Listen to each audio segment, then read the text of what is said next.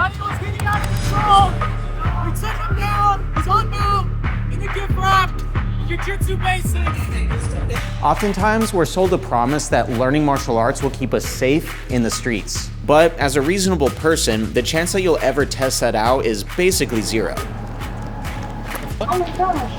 Oh my gosh, it's so pretty. I like your fox outfit. But what if I told you that I actually found a guy who tested exactly what we all want to know, whether sport jiu-jitsu works in a real fight? I invited him to break down his real-life altercation where he showed me exactly how he used his jiu-jitsu, all the times where things could have gone tragically wrong, and most importantly, whether he thinks you should train sport jiu-jitsu for self-defense. First, I wanted to spar with Cleve just to get a sense of his jiu-jitsu skills. I'm a currently very injured purple belt, and he may be ranked lower than me at blue belt, but he's definitely got skills and athleticism.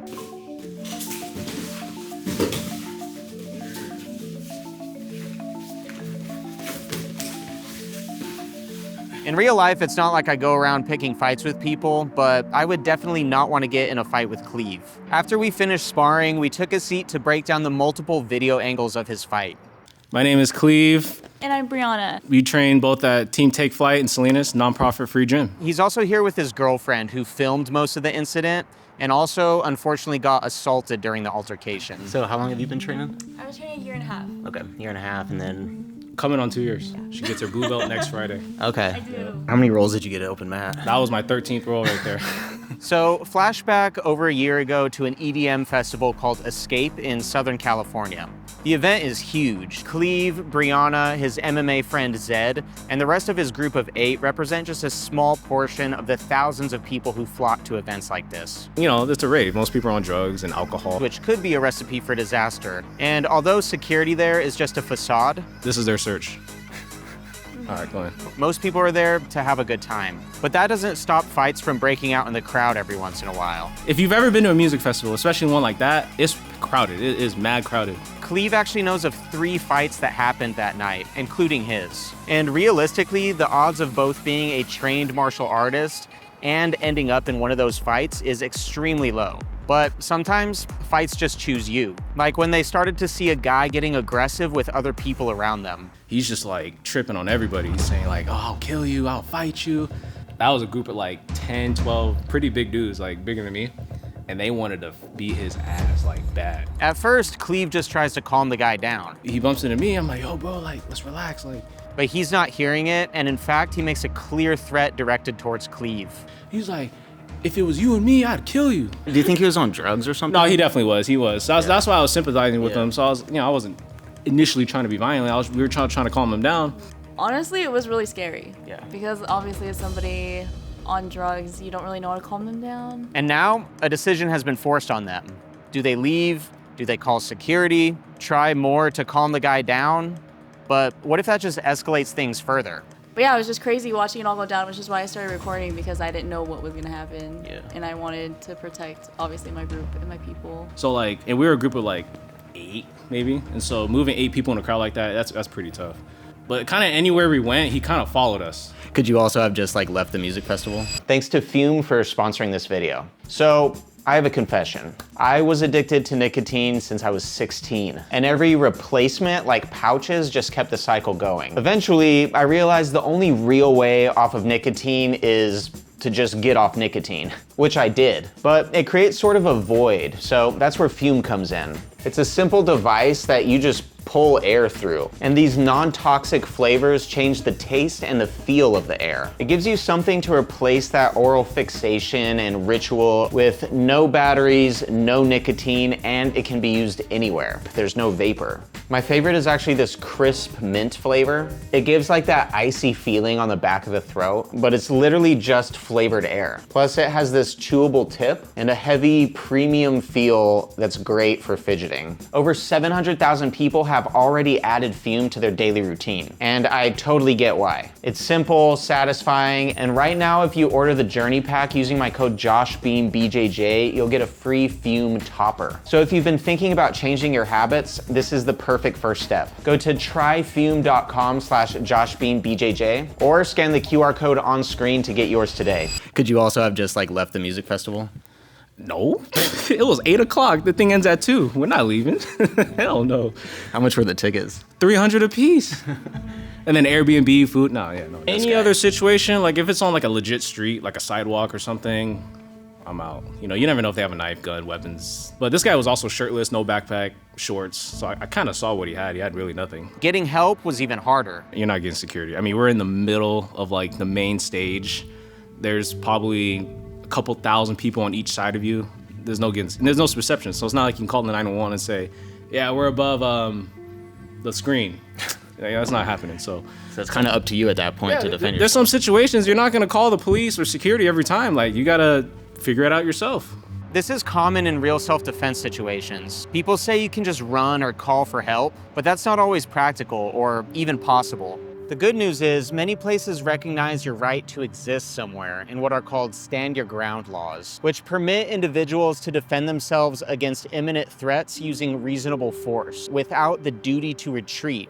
Although that's not the case everywhere. While California doesn't have a specific stand your ground law, the principle is honored as interpreted by case law. And furthermore, California jury instructions even spell this out. In other words, Cleve and his group could stay exactly where they were, and they had every right to defend themselves. Despite initial attempts at de-escalation, chaos is starting to unfold. He was hitting, biting everybody, assaulting. I mean, he was getting down. Yeah. So you're recording all this right now? Yeah, I'm the person behind the cameras. I was shaking. That's why I had my phone like this the whole time, because I was just freaking out. She'd only been like 1 month of jiu-jitsu at this time. Yeah, so I had no confidence. Yeah. And Cleve makes a decision to control the assailant.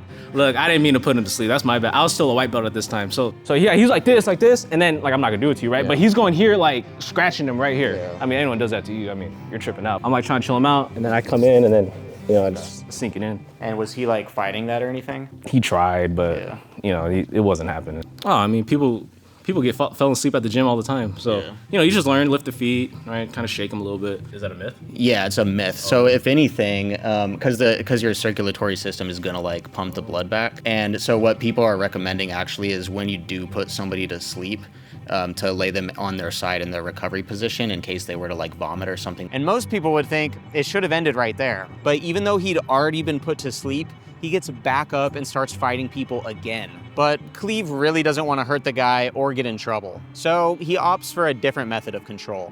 I mean, I was like, just like this. In hindsight, I should have probably just had him like this so I can get both of his arms. And he's already been put to sleep and woken back up at this point, Yeah. right? And he's still trying to fight. This dude's acting up! I had him put him to sleep! I woke him up, and he's still tripping! So as you can see, I have a Kimura grip, and he can't move! This video is actually 20 minutes long. Just condensed down to 3 minutes, and me holding him for probably about 16 of those minutes. Even in this chaotic situation, it's a good thing for everybody around that Cleve is there. Do you think you would feel differently if he hadn't been training like at all? Oh yeah. I feel like it would have been a lot more chaotic. Imagine like the other groups were to crash out and start pounding this dude. Like it would have been a whole brawl. Even as just a several stripe white belt at the time, he's probably one of the most qualified people there. It's also good for the assailant that Cleve is the one controlling him. If you weren't there controlling him, it's actually kind of scary to think what could have happened with these other groups of people. Untrained people are far more likely to escalate or use excessive force. Another reason police should train martial arts. Before I did training, I was definitely a lot more egotistical, so I would have been trying to show out more. But, as you get higher in your MMA, jiu-jitsu training, like, you become more like, at least for me, I became more chill.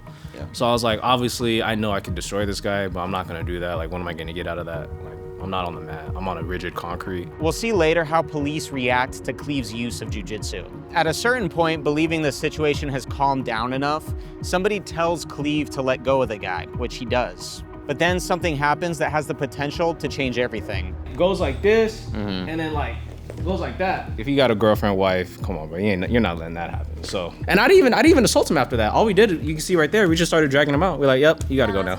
And how were the nerves for you in that moment? Oh, I was terrified. I mean, it's a dude that's bigger than me. But part of me also knew that he had good control and was doing the right thing by taking him out of the crowd. But then he just goes crazy, and the duo makes one of the more controversial decisions of the night. So before I play this next clip, right, keep in mind this guy is literally trying to rip Zed's eyes out. So Zed hits him with this crazy hip toss and lands him on the ground. And as he's on the ground, he's like, well, if we stand up in one-on-one, like, I'd beat your ass. And Zed was like, you know what? Let his ass up. Boom, drops him, right? So this is where I started recording. So I recorded a little late. Starts teeing off on him. And then look at this transition to mount by Zed. Look at this jiu-jitsu right here. Just boom, knee slice to the mount, clean. Do you think that was the right call to like let him get back up? No, definitely not. I mean, no, definitely not. Looking back, we shouldn't have done that. But I mean, you gotta think about it. Like, I mean, you can see his face. I mean, Zed has a really cool temper until you push past that line. Everybody has a limit, you know? So, I mean, he's literally like in his eye. But looking back, probably should have just held him down more. So at this point, Zed and the assailant have essentially entered what's called mutual combat, which limits their ability to later claim self-defense. And it becomes a sketchy legal gray area because now they can both get in trouble, again, depending on local laws. But thankfully, it works out in Zed's favor. And although Zed has technically won this part of the fight, he's still kind of lost. He had an MMA fight debut that following weekend, and when he punched him, he broke his hand. Oh. So, did he still fight? No, hell no, he couldn't fight. Oh. Yeah, he's still suffering that injury. But somehow, this still isn't the end of things. He gets back up and starts fighting everybody around him. He was down, and then they got Zed off of him in that video, right? So then he gets back up, right? He gets back up, and then he starts literally like just swinging on people, right? Just going crazy.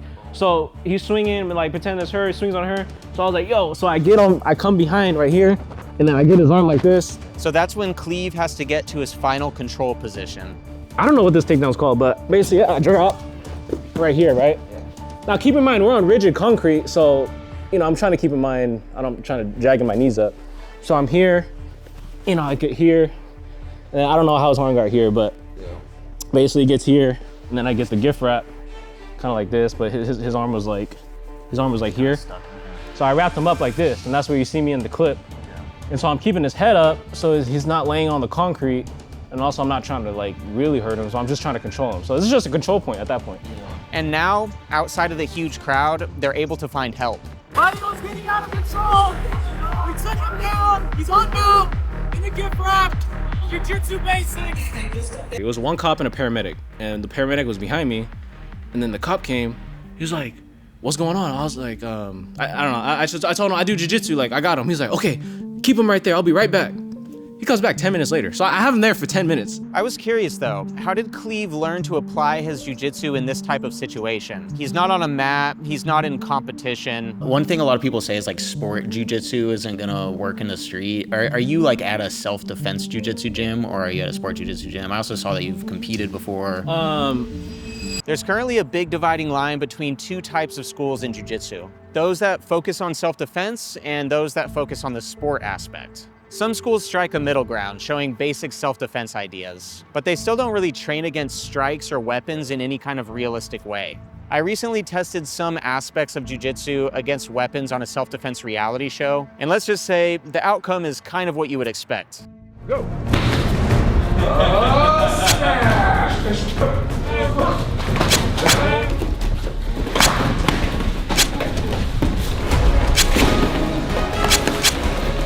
There's always going to be a million what ifs. No single martial art can answer all of those. But despite the odds being stacked against you, you can still be prepared. It's like when people say muscles don't win fights. Well, that's true, but it's still better to have them. But what do Cleve and Brianna think about all this? Yeah, just gonna call a Batman signal and then they're just gonna teleport, right? You gotta take matters in your own hands sometimes.